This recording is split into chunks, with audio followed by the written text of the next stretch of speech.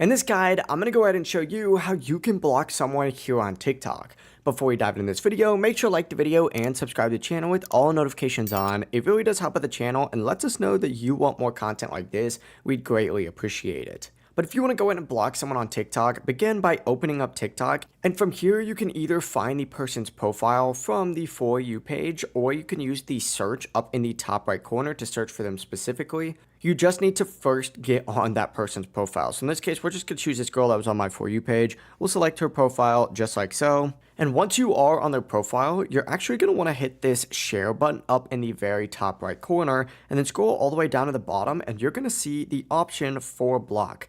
Select the block button here and then select block one more time for this confirmation in order to go ahead and fully block that person's profile here on TikTok.